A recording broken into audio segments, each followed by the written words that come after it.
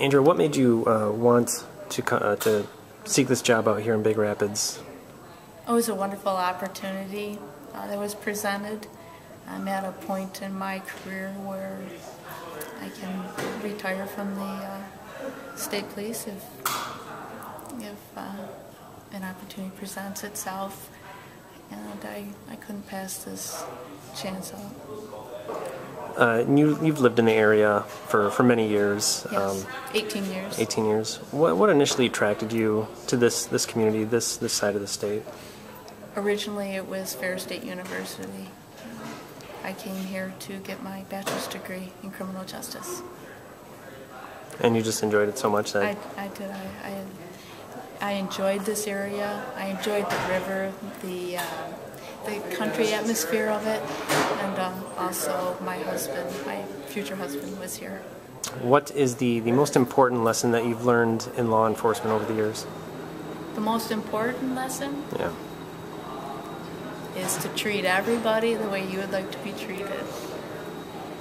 And why do you say that?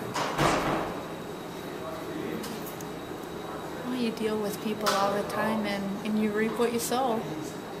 Tell me a little bit about why you want to come to Big Rapids. I understand you went to school at Ferris? Yeah. I graduated from Ferris in 1982 with my bachelor's degree in criminal justice.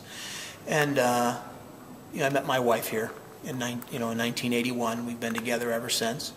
And as I stated, I have my best friend and my two college roommates live here. My wife's entire family are locals here. Her father lives here, and brother and sister, and her nephews and nieces, and my oldest brother lives here as well with his wife across the river.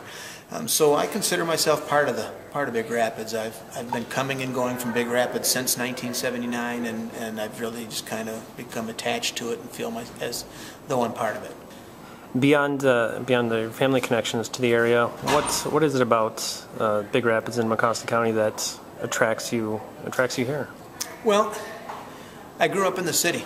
I grew up in Detroit, so suburban life is what I've always known. So it's a different pace. It's a different pace up here. It's a different pace down there, and I like the atmosphere up here. I like the country. I like being able to having what are the city. The benefits of a city here in Big Rapids. You have pretty much a full-featured community here, but in a matter of seconds you're in the country and you're out enjoying nature, and I've always enjoyed that part of it. The fact that it's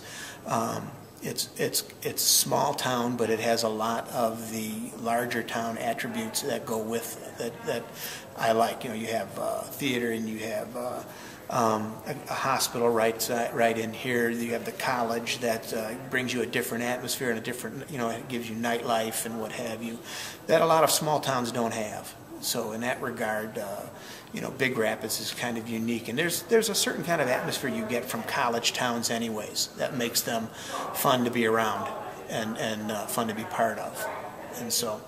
And I don't know where you went to college, but there's always something about the community you grew up in college at, because every kid who leaves home and goes away to college, it's their first time away, and it's their first time on their own, and that community becomes kind of dear to them. My two brothers both went to U of M, and they still live in Ann Arbor. They just love Ann Arbor. I don't know what it is, but that's kind of always just kind of got in my blood. So, what would you say is the most important lesson you've learned in law enforcement throughout your many years of service? What I tell everybody is that when a lesson in law enforcement is you're always at condition yellow. That's the lesson you learn in law enforcement. If you're successful in law enforcement, you're a hardworking and aggressive policeman, but you're always at yellow. You don't let your guard down. That's the lesson you learn. But the other lesson is the one I mentioned in there, is that it's a very gratifying job. It's a very gratifying career. But you just remember that